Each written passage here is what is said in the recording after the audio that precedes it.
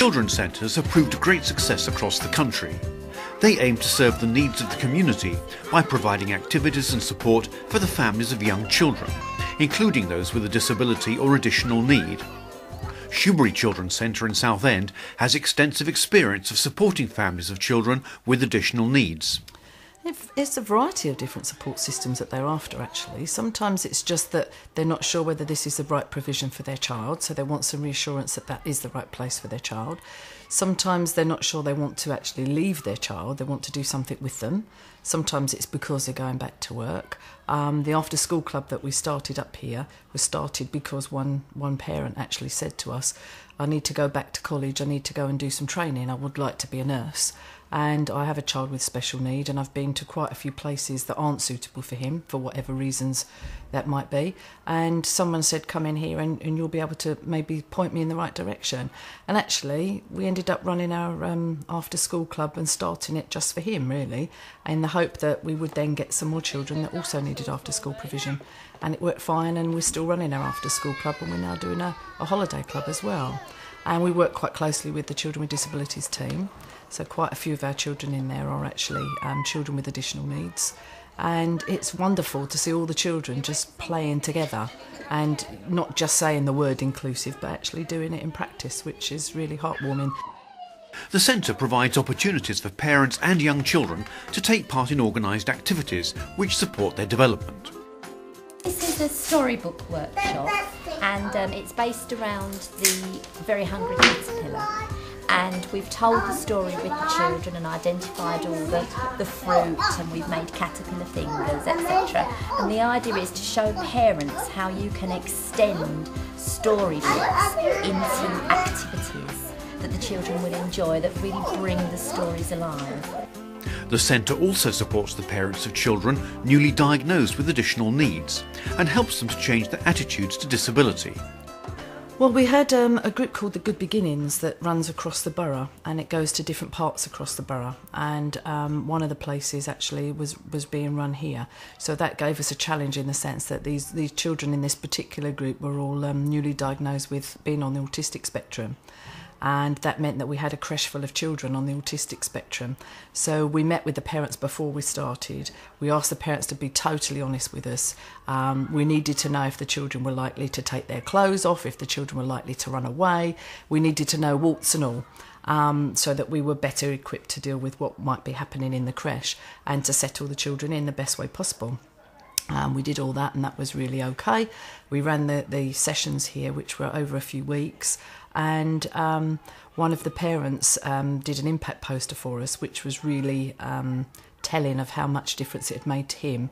And he said that he felt he was unlucky to have a child with special needs, but by the time he was into week 4 or 5, he said he felt blessed to have a child with special needs. And that shift in mindset was a really powerful thing to hear.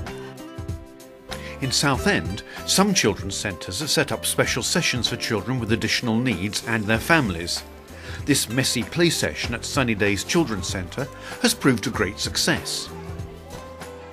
We have a portage team in Southend who contacted us and explained about the work with the families with children with special needs, and explained how the children's sensory development can really be aided by introducing messy play sessions, which are sometimes difficult to do at home because they're large, messy pieces of equipment and things do get very dirty.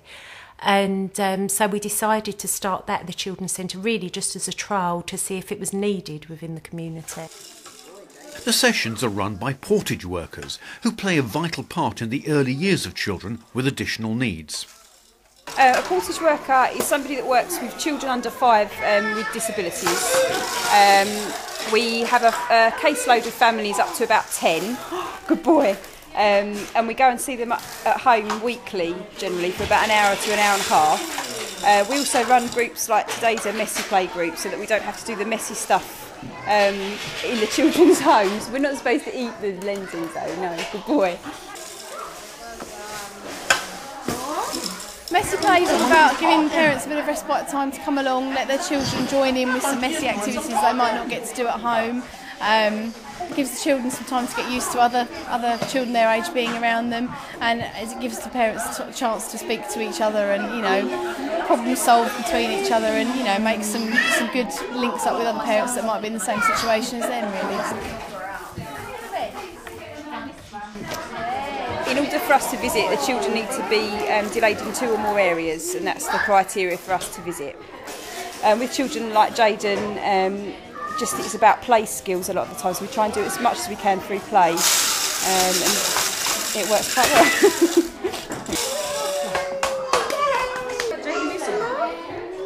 I'm actually a Portage home visitor that supports children mainly with autism. So I'm helping those children with their social skills and with any behavioural difficulties, focusing on things in the home, but also helping them take those skills into the day nursery they might be in, or into other social situations to help them cope.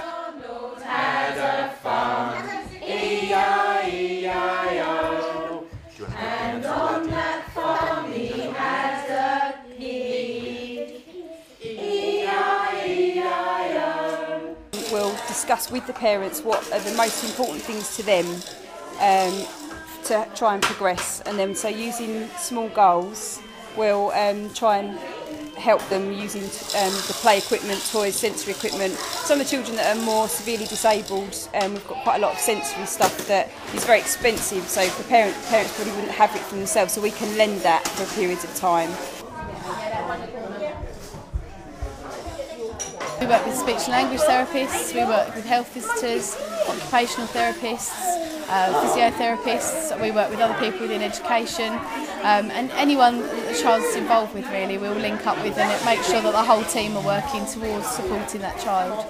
Much of the success of this session at Sunny Days Children's Centre is down to the staff listening to parents and guardians and providing the type of activity that meets their needs. We learned a lot from the parents. We had in our minds that they needed messy play, but we were then informed by the parents that they needed such a lot more than that. Support for the actual parents, support for the siblings, support for the extended families, and really opportunities for the families to have short breaks within a setting.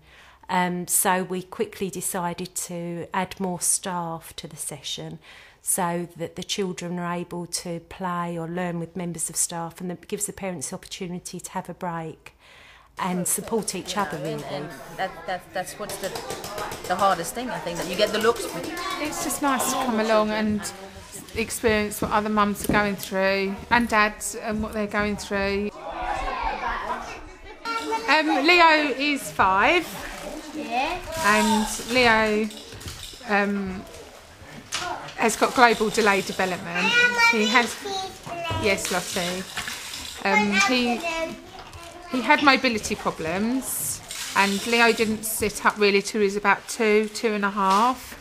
You know, it's a normal environment to us to come here. The staff have no issues if a child does something that's a bit out the blue, and they're really accepting of this situation, and we all support each other with our own needs, and we all discuss particular areas and development areas that our children haven't done or have done, and then like, oh yeah, you know, this is what we've done and this will help.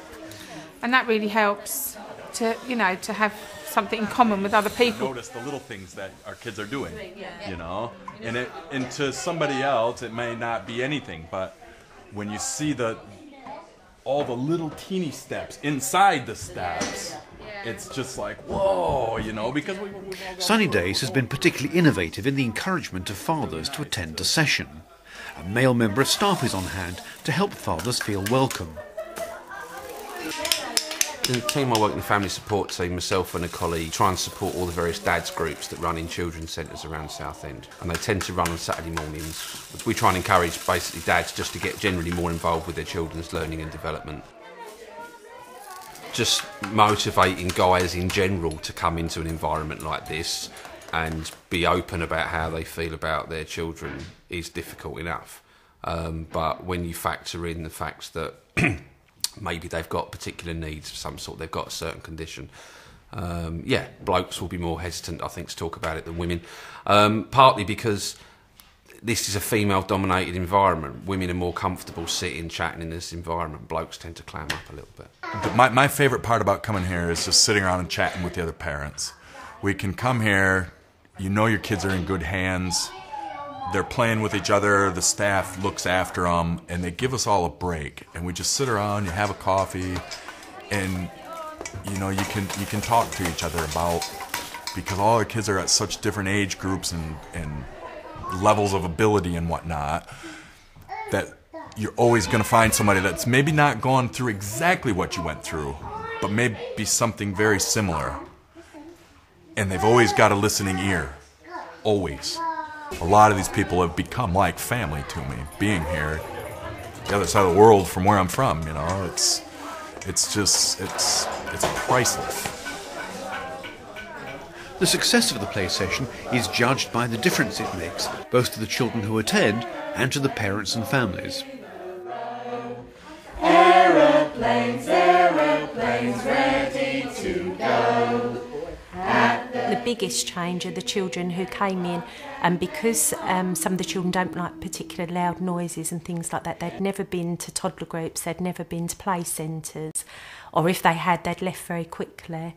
So this is their first opportunity to interact with other children, because siblings come as well. It's a range of ages as well. And I think the most significant changes I've noticed is the social development of the children. And formal evaluation has reinforced the value of these sessions to families with children who have additional needs. 100% of the parents have said that they find the sessions have actually changed their lives and their children's lives. If you're happy and you know it and you really want to show it, if you're happy and you know it, stamp your feet. When you read the general evaluations at the bottom, the biggest thing that stands out is the support the parents are able to give each other. I think that is the biggest difference. We do the very best we can, but the biggest support is the support they give each other, without a doubt. Children on the bus go up and down.